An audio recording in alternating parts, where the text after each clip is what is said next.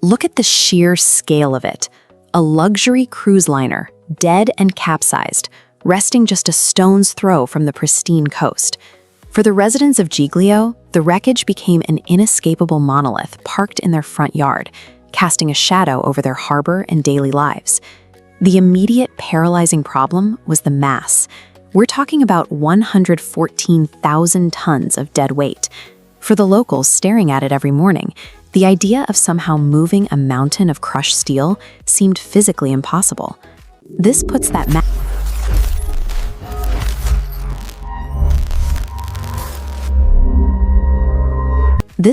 mass into perspective. That huge shape is the Costa Concordia. Put it next to the Titanic, and the Titanic looks like a toy. Stand it upright, and it rivals a skyscraper. Engineers had never attempted to salvage something of this volume before. The wreck functioned as a physical manifestation of the disaster, keeping the island trapped in the moment of impact and stalling the community's recovery. And the situation was infinitely more dangerous beneath the surface. The entire 114,000-ton structure was only temporarily balanced on a jagged, submerged coral reef. One unusually strong storm, or one miscalculation, could cause the weakened hull to slide right off that shelf and plunge into the deep water below. If it fell, the results would be catastrophic. The ship would tear open, spilling toxic fluids into a protected marine sanctuary and burying any chance of recovering the victims still trapped inside. This gave the international salvage team a strict mandate. They had to move the largest wreck in history, but they had to do it gently. They couldn't break it apart with explosives, and they couldn't cause any further damage to the reef. These strict parameters required the project to operate with the precision of a surgical recovery, where the safety of the environment and the dignity of the lost dictated every move. Almost overnight, the quiet fishing village of Giglio transformed. Hundreds of salvage workers, deep-sea divers, and engineers from around the globe set up camp in the small harbor. These outside crews and the locals formed an unlikely community, working side by side, united by the heavy responsibility of healing the island. This diagram illustrates their solution, an engineering technique known as parbuckling. It essentially means using cables to pull a capsized vessel upright. By establishing a pivot point on the artificial seabed, they planned to use massive hydraulic leverage to slowly roll the ship off the reef. But the margin for error was virtually zero. If they pulled with too much force, the rotting steel would simply buckle and rip apart under the tension. If they pulled with too little, the ship would stay pinned permanently. The planning phase became an exhausting psychological marathon. For months, everyone knew that human lives and the survival of the island depended entirely on unproven, theoretical physics. When the morning of the parbuckling finally arrived, nothing seemed to happen. For hours, the ship didn't move an inch, and a suffocating anxiety settled over the control room. But beneath the surface, immense physical forces were quietly building. Massive hydraulic jacks were slowly taking up the slack on dozens of giant steel cables welded to the hull. Then came the breakaway.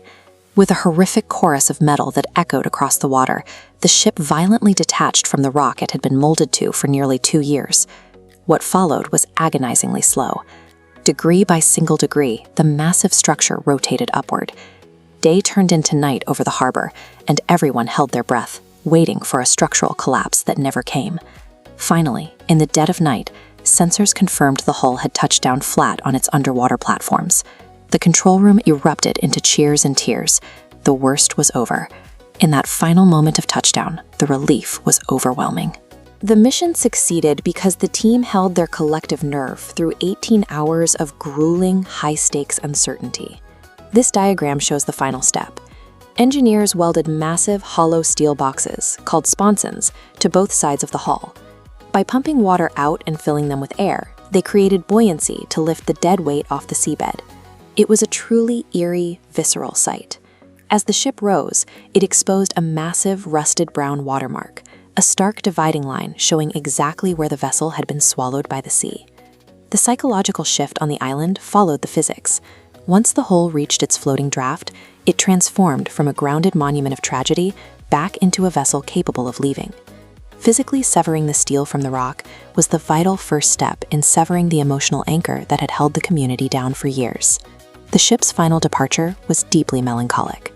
A massive fleet of tugboats attached their lines and began slowly towing the rusted, scarred giant away from Giglio, heading north to the final scrapyard in Genoa. As it disappeared over the horizon, the deep, echoing horns of the escort ships mixed with the constant ringing of the island's church bells. But the most important legacy of the salvage team is what remains beneath the surface. They didn't just haul away the steel.